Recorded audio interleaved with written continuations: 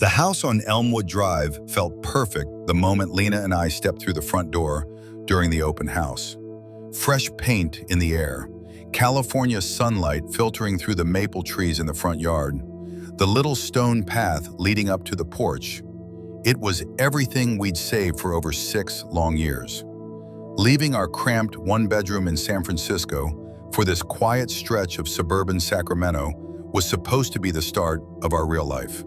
Space, a future, kids someday, maybe. The neighbor on the right, Mrs. Gable, brought us still warm chocolate chip cookies on moving day. The neighbor on the left, Mr. Harlan Whitmore, just watched from his peeling porch swing, a cloud of cigarette smoke drifting around his head like a bad omen. He watched us constantly. It began with the curtains. Our bedroom window faced his living room. Every night, without fail, those heavy brown drapes would twitch.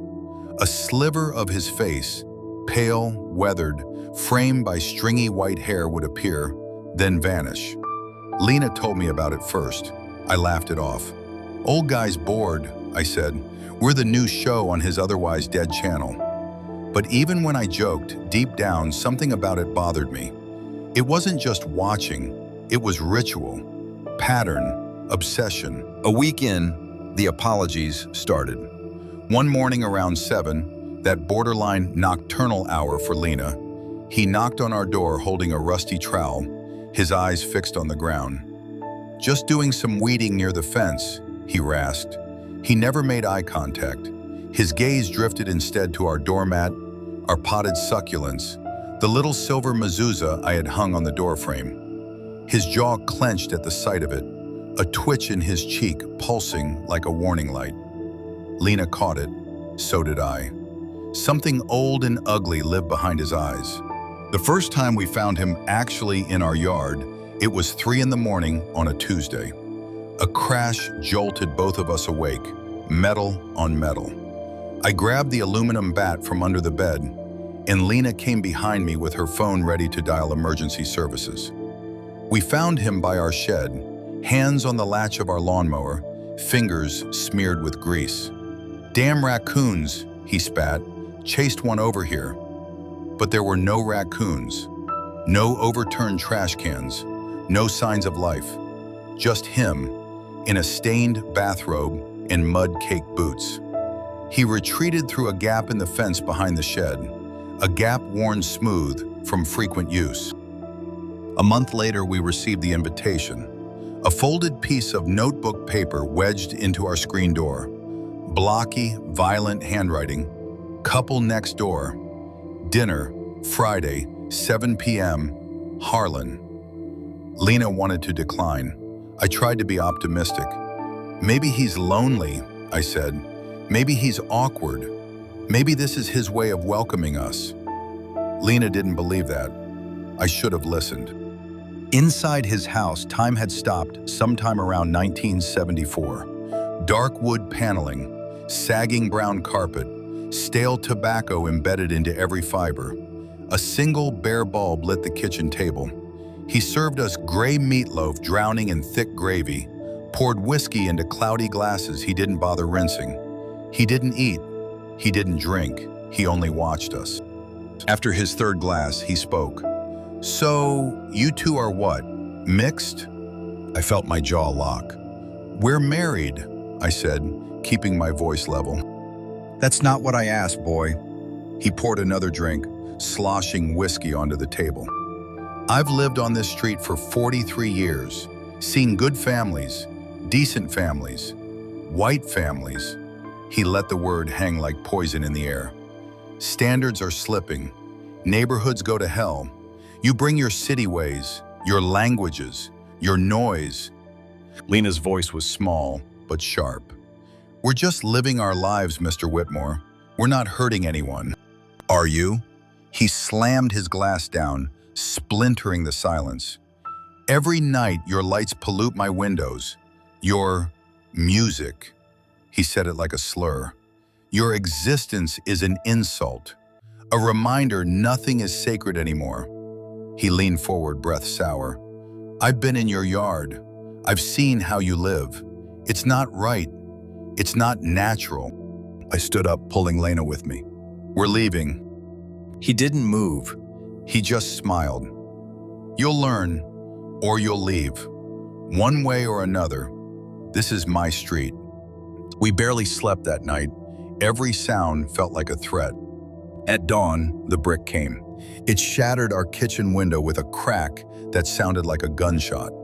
Glass exploded across the floor. The brick landed on our island with a note rubber banded to it. Same blocky handwriting. Go home. The police came, took photos, took statements, spoke to Harlan, and somehow he managed tears. Claimed high school pranksters were to blame, said he'd seen them running. There were no footprints, no scuff marks, no anything. Without evidence, the officer said, our hands are tied. Harlan stood on his porch as the police left, gave us a small, triumphant wave. We listed the house 37 days after moving in, sold it at a steep loss. I packed boxes with a kind of rage, Lena with a kind of fear. The night before leaving, she stared at his curtains as they twitched one last time. For once, he didn't look away, neither did she. We're gone, she whispered. You win. But we both knew the truth. He hadn't won anything. He hadn't driven us out. He was simply doing what he always did, poisoning whatever lived beside him. He was the street, the neighborhood, the rot in its bones. And he'd keep watching windows long after we were gone, waiting for his next victims. The thing about the Hendersons was how utterly normal they seemed. That was the part that kept me awake at night, long after we fled the neighborhood, long after the trial and the headlines faded. Tom Henderson was the kind of guy who mowed his lawn in precisely parallel lines every Saturday morning at 8 a.m. The scent of fresh-cut grass and gasoline drifting into our yard in a way I used to find comforting. His wife, Karen, watered her window boxes of petunias with a green watering can shaped like a swan. They waved from their driveway. They asked about my work at the veterinary clinic. They even brought over a casserole when Priya and I moved in next door. Chicken and rice, creamy and bland. The kind of food that comes from potlucks and church basements. Harmless. They were harmless. The fights started in October. At first they sounded like a TV turned up too loud, muffled shouts seeping through the shared wall of our duplex. I'd pause our own TV, head tilting, listening. Priya would roll her eyes and say, every couple fights, it's normal. And I wanted to believe that. I didn't want to be the nosy neighbor. But the fights had a shape, a texture. They weren't about bills or chores. They were about control. I heard it in Tom's voice, a low, insistent pressure. Where were you? And you know the rules. Then Karen started to disappear. Slowly at first.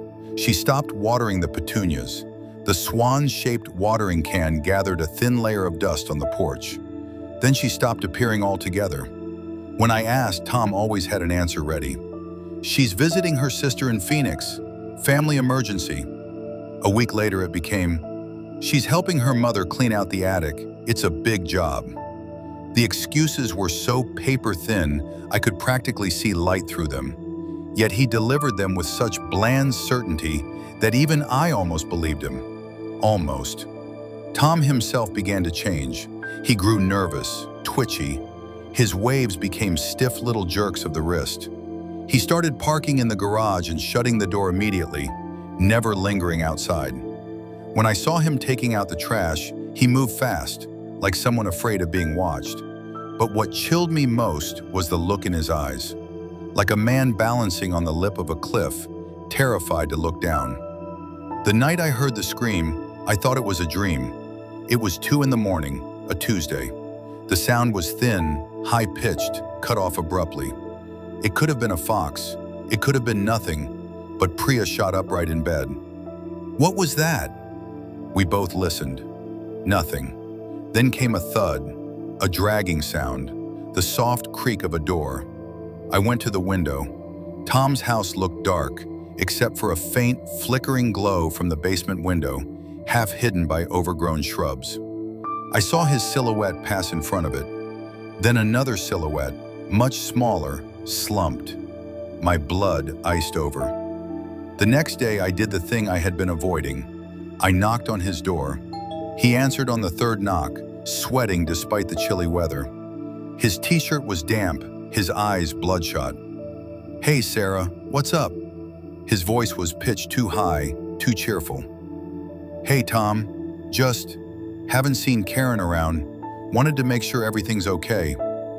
"Oh yeah, thanks for asking." He leaned against the doorframe, blocking my view inside. The smell that drifted out was wrong. Bleach mixed with something sweet and rotten, like spoiled fruit. She had to go back to Phoenix. Her sister took a turn for the worse. It was the hesitation, the tiny breath before Phoenix, the way his eyes flicked over my shoulder instead of meeting mine. "That's too bad," I said. "Tell her we're thinking of her." "I will. She'll be back soon. Real soon."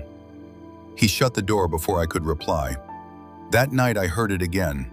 A voice. Faint, muffled, but unmistakably human. A woman crying. Then Tom's voice, low and urgent. "Shut up, just shut up, they'll hear you." My hands were shaking when I called the police. I told the dispatcher I heard crying, that I hadn't seen Karen in weeks, that Tom was acting strange. The dispatcher was calm, professional. "We'll send an officer, ma'am. Stay inside your residence." 2 squad cars arrived 20 minutes later, lights flashing silently. Priya and I watched from the window as 2 officers knocked on Tom's door. He answered looking confused, concerned, as if he had no idea why they were there. One officer went inside with him. The other stayed outside, talking with him on the porch. Then, a moment later, the first officer came back out fast, speaking into his radio with a rigid posture. The second officer grabbed Tom's arm, twisting it behind his back. Tom didn't resist. He just sagged, like someone letting go of a weight he'd been holding far too long. More officers arrived, then an ambulance. Priya and I stood on our porch, clutching each other, as paramedics wheeled a stretcher around from behind the house. On it was Karen. I barely recognized her. She was gaunt, her hair matted, her wrists raw and bleeding. Her eyes were open but unfocused, staring straight up like she wasn't really there. An IV bag swung beside her. A detective knocked on our door later that night. He looked exhausted. "You made the call?" he asked. I nodded. "He had her locked in the basement for 6 weeks, he said, sounding as if he were reciting from a report. Soundproofed it with old mattresses, fed her scraps. She tried to escape once. That's when he paused. He stabbed her 5 times, non-fatal, but she was bleeding out. Said she was too loud. He couldn't risk the neighbors hearing. He met my eyes. Your call saved her life. She's in critical condition, but she'll make it." The trial blurred by. Tom pled guilty. He never looked at me, but as they led him out of the courtroom in chains, he turned his head.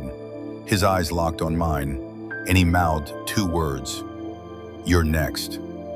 We moved 2 weeks later, sold the house to a nice young family that didn't ask why the price was so low. I still have nightmares, not about Karen or the basement or the blood. I dream of Tom Henderson mowing his lawn, smiling, waving, looking every bit the man next door.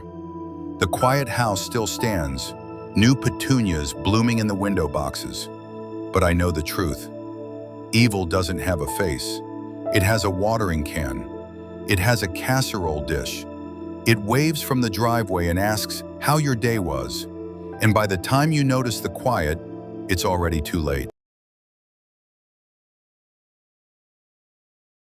The worst part wasn't the whispering. It was that I was the only one who could hear it. I'd moved into the Garden Grove duplex in Queens for the silence.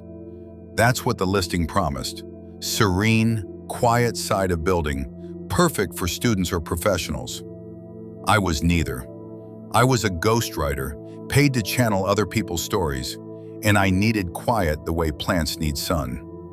The rent was cheap because the building was old, pre-war, the walls described as characteristically thin by the optimistic landlord.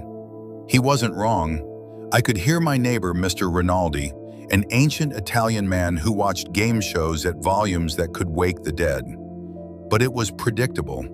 The whispering was not. It started on a Tuesday in March. I was hunched over my laptop, trying to bang out a chapter for a self-help guru's latest opus, when I heard it. A voice, not through the wall but somehow in it. A man's voice, high-pitched, breathy, like a child pretending to be an adult.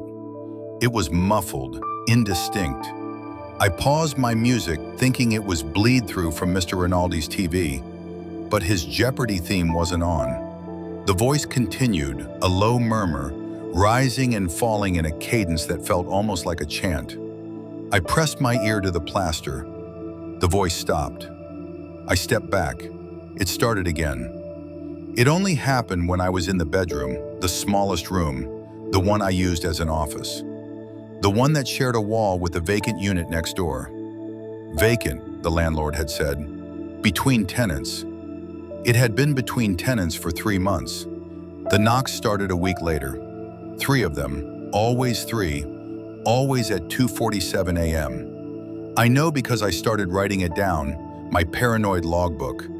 3 sharp raps, knuckle hard, on the wall. Not the wall I shared with Mr. Rinaldi, the other wall, the one that led to nowhere. The first night I shot out of bed, heart hammering. "Hello?" I called out. Silence. The second night, I was ready. I knocked back. 3 quick taps. The response was immediate. 3 more, slower, heavier. A pause. Then the whispering started, louder, clearer. I still couldn't make out words, but the tone was questioning, curious. It was not friendly. I called the landlord. He sighed, the sound of a man who has heard it all. "Probably the pipes, Emma. Old building. They knock." And the voice? "Maybe it's coming from the street. Vents do funny things." He promised to send a super. No one ever came. The third week, the voice became clear. I was lying in bed, awake despite the melatonin, waiting for the 2:47 a.m. knock. It came. 3 sharp raps. I held my breath. Then a pause, a rustle of something like fabric. And the voice, that high, breathy voice, spoke directly into the silence of my room, muffled but unmistakable. "What are you doing in there?" I froze. The voice hadn't come from the wall. It had come from inside the wall, from the very atoms of the plaster and lathe. It was imbued with the structure itself. I called my best friend Chloe, begged her to come over. She arrived with wine and skepticism, the armor of the rational. We sat in the bedroom, waiting. 2:47 a.m. came and went. Silence. "See?" Chloe whispered, her voice loud in the quiet. "Just your imagination. Stress does weird." 3 knocks, sharp, definitive, from the empty wall. Chloe went pale. The voice came again, clearer now, as if the speaker had moved closer to the surface of the plaster. "What are you doing in there?" it asked. "With the light on. It's so late." The intonation was wrong, sing-song, artificial, like a recording played backwards. Chloe stayed the night, but we didn't sleep. We sat in the living room with all the lights on, not speaking. In the morning, she helped me look for a new apartment. "You can't stay here," she said, her voice hollow. "That's not pipes. That's not vents." I should have left that day. I didn't. I told myself I was being silly. I told myself I couldn't afford to break the lease. I told myself a lot of lies. The final night, I was alone. Chloe had left for a work trip. Mr. Rinaldi's TV was silent. The building was a grave. I'd taken a sleeping pill, desperate for oblivion.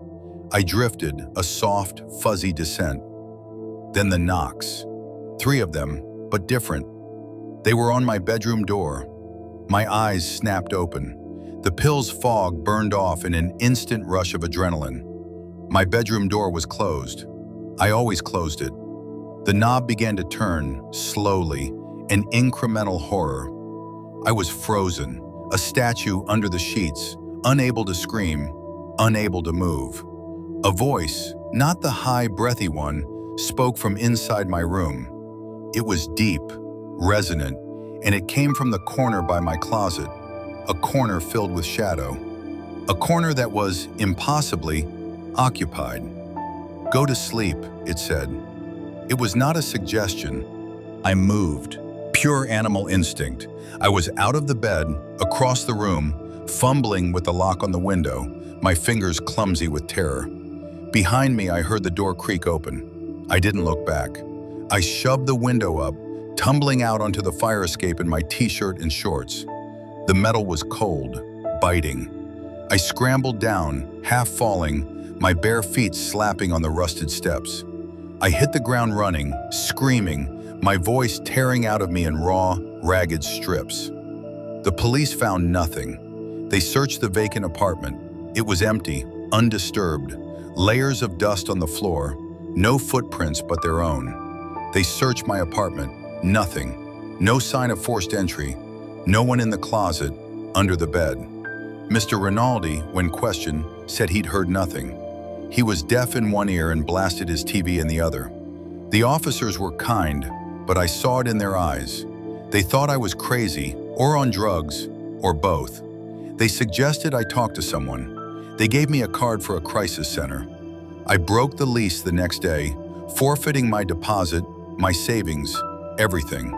I moved into Chloe's couch. I couldn't explain it to the landlord, to the movers. I just kept saying, the walls are wrong. I know what you're thinking. I was thinking it too. That I imagined it, that it was a bad pill, a waking nightmare.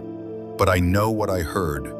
I know the voice that came from inside the wall and the voice that came from inside my room. And the worst part, the part that chills me even now, is that sometimes, when it's very quiet, I can still hear that high, breathy whisper. It's fainter now. Distance and time has frayed the connection. But it's there. A fragment of static, a ghost in the signal. And it's still asking, "What are you doing in there?"